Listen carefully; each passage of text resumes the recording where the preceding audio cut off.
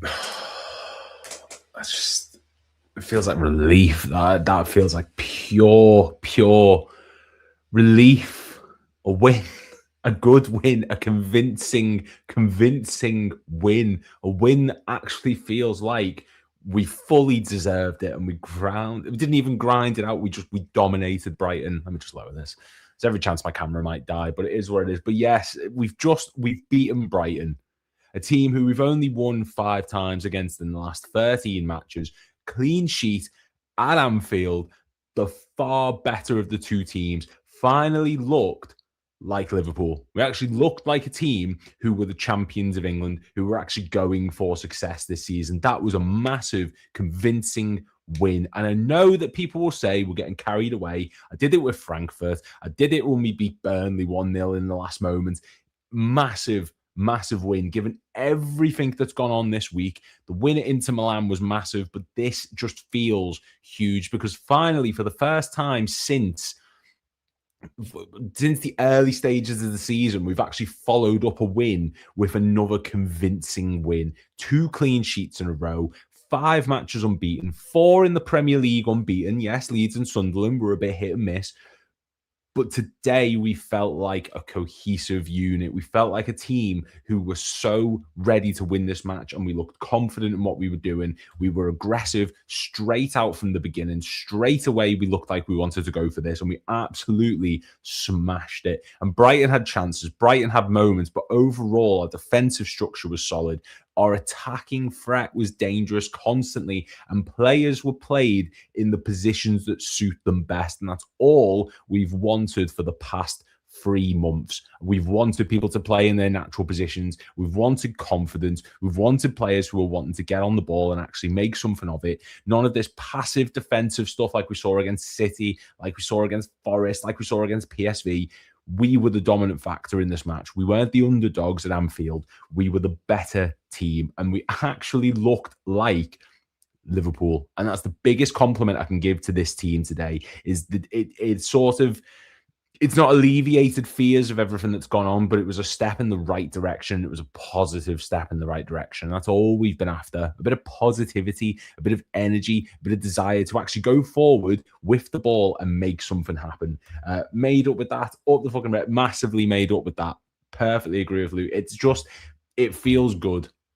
And I know that we felt this before. I know we've had games like this where we've just sort of, you get a win and we could easily come back down to earth. But right now, after beating Inter Milan, after smashing Brighton today, because we smashed Brighton today. There's no 2 ways around that. We were the better team by a mile. It feels as though the confidence is slowly getting back. And I know that Slot still has question marks around him. I know there's still questions over what happens with Salah. I know that there's still Canate in the back line, despite the fact that he had a very good match today, and we will touch on that shortly. But let's just enjoy the moment. Let's just enjoy the positivity. Let's just enjoy the fact that we've just won a game and just soak in it for a bit. Because to beat Brighton it's not easy. They were above us in the table for a reason. They'd scored 1 more goal than us so far in the Premier League this season. Yes, defensively, they're a bit all over the shop at the moment. Matoma was only just coming back today. There was a few changes they'd made. There was no Welbeck.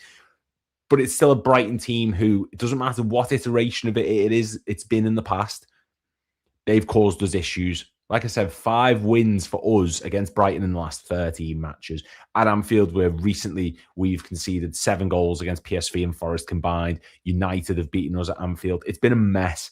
So just to get that semblance of who we are and what we stand for and who we are as a club, despite all the Salah stuff, despite all the slot speculation, everything going on behind the scenes, we've done good today.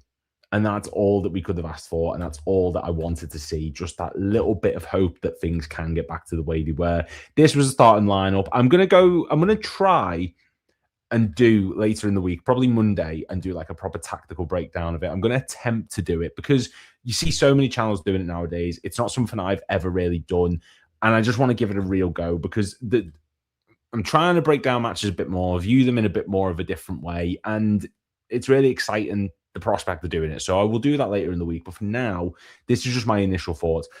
The overall team, the lineup that came out in this match today, I was in agreement that I don't personally think Salah should have started. with everything that's gone on, to just throw him straight back in the starting lineup. The form we've been in, the way that the midfield's operated, you'd have to maybe sacrifice someone from that starting lineup. I know Isak wasn't in there, and he was replaced with Wirtz for this match. I'm stunned that Alexis McAllister started. I'm stunned that he got the full 90 minutes in particular, given the fact that he got the full 90 against Inter Milan. But it worked out. It wasn't overly effective, but yeah, going back to what I was saying originally, I understand why Salah wasn't picked. I think you set a precedent by sort of throwing him straight back into the team, of saying, look, regardless of what's gone on, you're that important for us. We know Salah's important to this team. Slot knows he's important for this team. But I think having him on the bench to begin with and integrating him back in was the right way to work. And for Liverpool today, against the Brighton, who've been very good going forward, you've got Minte, who's caused all sorts of problems. Gomez is another brilliant attacking player for them recently, although should have really been sent off today. You've also got Garuda there. You've got Ruti. You've got Welbeck, who can come on later on. There was always an attacking threat. There was always that danger of them properly getting at us. So to keep that defensive structure, I understand it to Anfield, but right now, we've got a chat for the Red Room over on Anfield Index, and there was a discussion over, are we being too negative in our approach? It's Anfield, it's Liverpool, it's Brighton coming to Anfield. Realistically, we should be the ones to go for the jugular, go for them. But right now, we're not. Anfield isn't a fortress. PSV put 4 past us, Forest put 3 past us, and United put 3 past us. Teams turn up at Anfield nowadays and pick up results. So we can't treat Anfield like it's the same bracket that it has been for the past few years. We have to play a bit more defensive-minded for this match. And I think keeping Curtis Jones, Szoboszlai, Gravenberch, keeping that midfield, that defensive structure was so important. Having that sort of defensive double pivot when we needed it, but in attack, transition to a sort of single pivot with Szoboszlai and McAllister ahead of Gravenberch was massive for us today. I've got no complaints with the lineup overall. I'm a bit stunned that Wirtz was utilised as a winger to begin with, but my God, Florian Wirtz is looking every bit the player that we signed him, the player that we signed now.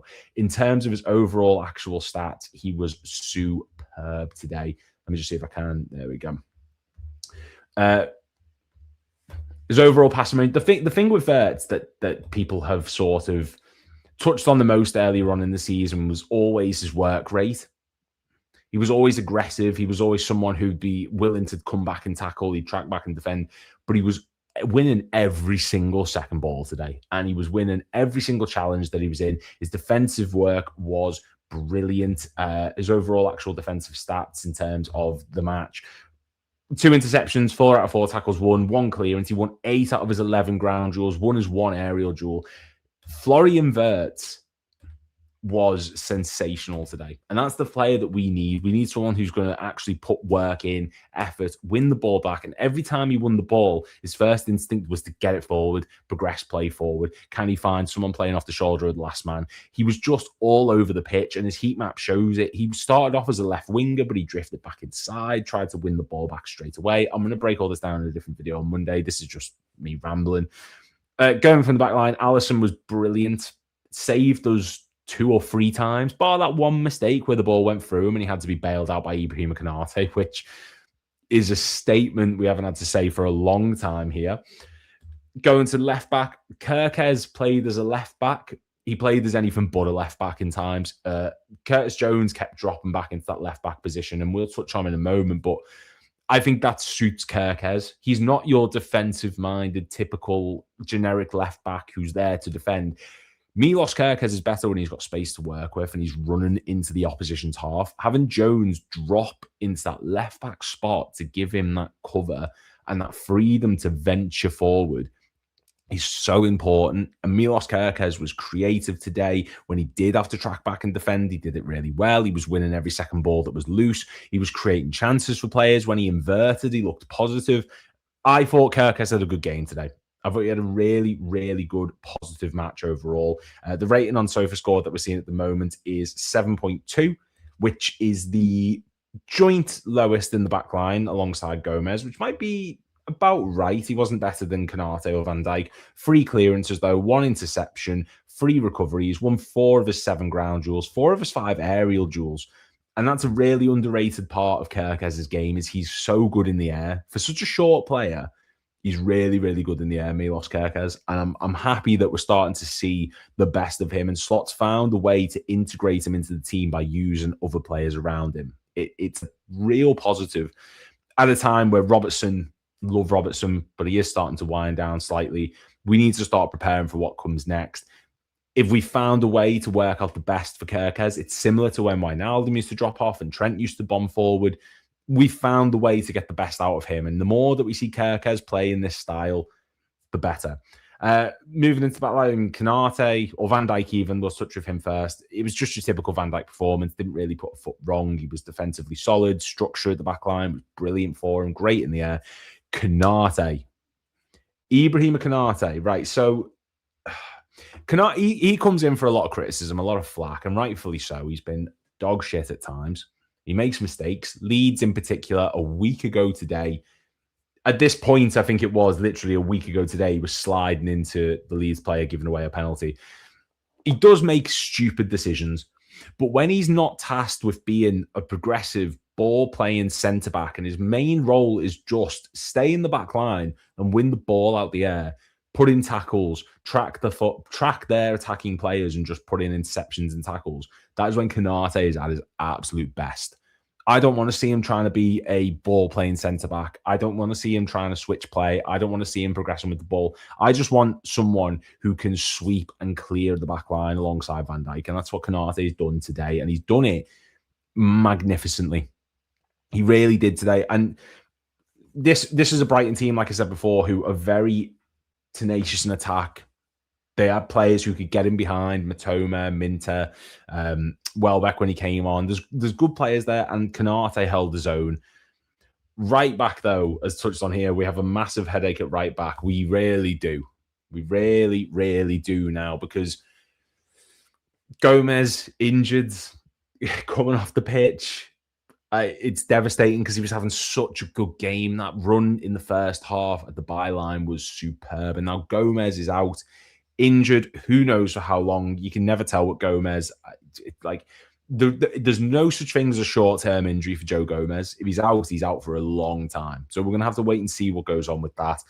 I'm hoping he's back sooner rather than later, given Frimpong's fitness concerns, given the fact that Bradley's just come back. Now Dominic Szoboszlai as well is potentially missing. He took a knock. So there is a real worry at right back, which, if you'd have said that going into this season following the summer window we just had, and seeing Szoboszlai when he played against Newcastle and Arsenal and Bradley and Frimpong, you would have never said that right back would be the position on the pitch that's given us headaches at the moment. But here we are. Gomez, Szoboszlai, Frimpong, all injured.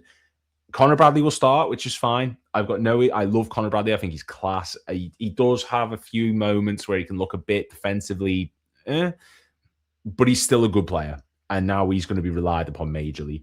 Moving into that midfield, then you've got Gravenberch. Gravenberch just does what Gravenberch does. He's not a flash player, but in terms of his overall working on the pitch, 91% accurate passes, 90% accuracies, 90% pass accuracy in the opposition's half.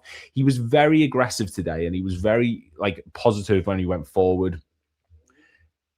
The thing with Gravenberch is a lot of people sort of compare him to the out-and-out number 6. He's not someone who's just going to be there to break up play. In fact, of that midfield three of Gravenberch, Jones, and McAllister, maybe Szoboszlai if you include him, Curtis Jones is actually the one who's being tasked now with playing the deepest of the three. He's the one who will drop in between the two centre-backs. And I think it suits Gravenberch. As much as I love seeing Jones further forward, Ryan Gravenberch has that ability to wiggle his way through tight spaces. He's good on the half turn. He gives you an option up top that maybe Jones doesn't. Jones feels like the more composed player. He's got our highest passing accuracy of the season for a reason. He had our highest pass accuracy in this match today, 94%. He's better from the deeper positions. Gravenberch today was aggressive when he went forward, but he was also defensively solid. 1 interception, 4 clearances, 1 block shot, 4 recoveries, won all his aerial duels, 6 out of 10 ground duels he won. This is the thing, every midfielder today played their role.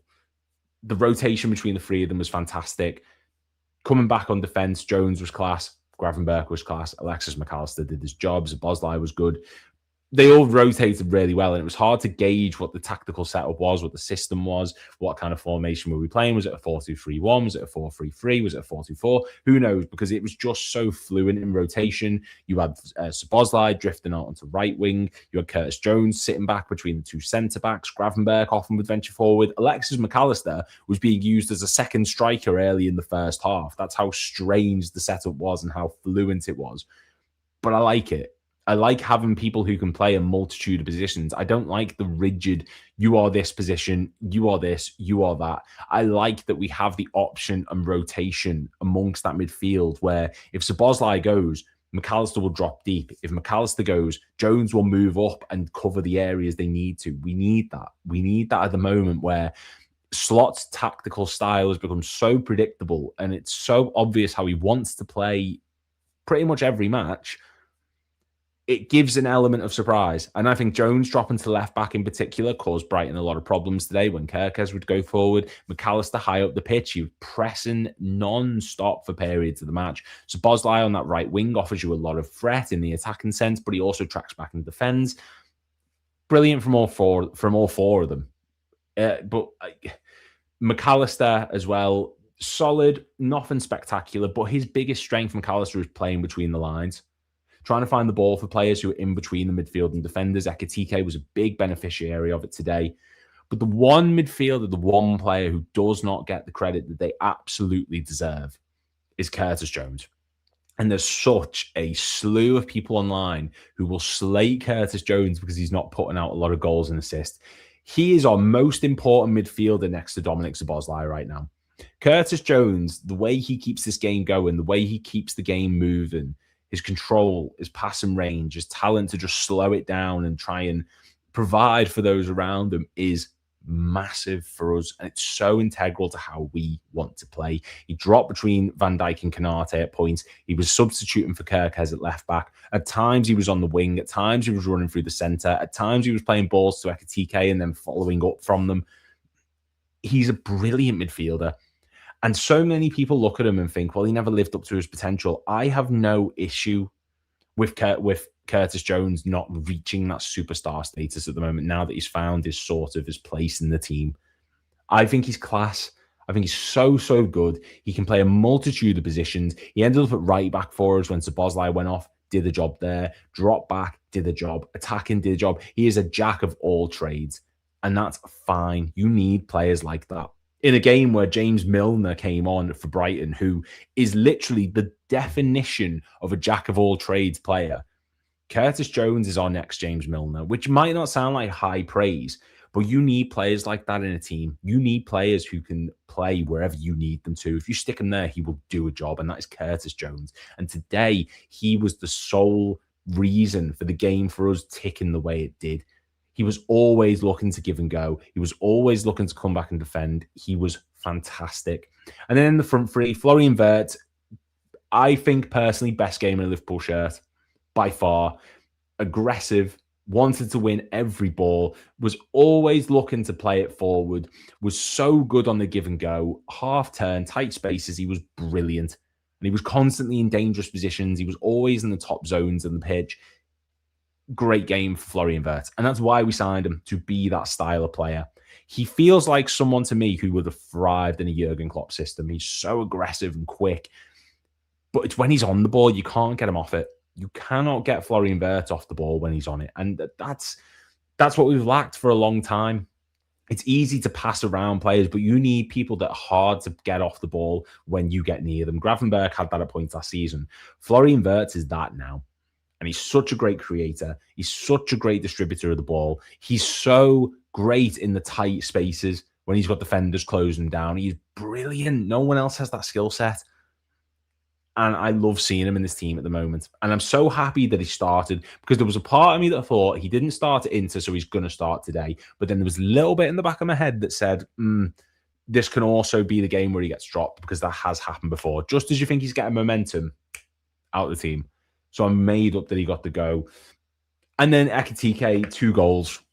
He is our next superstar striker, Hugo Ekitike. He is the next big thing for Liverpool. 2 braces in a row. I cannot remember the last time a striker, not a winger for Liverpool, scored 2 braces in a row. Did Nunez do it? I can't remember Nunez doing it. He might have done. Like, there's just massive game for him, massive week for him. 4 goals in 2 games. The first goal, the expertise to take that on the volley was brilliant. Half volley, whatever you want to call it. But it had shades of Roberto Firmino against Stoke, that dip and volley into the sort of top part of the goal, right over the goalkeeper.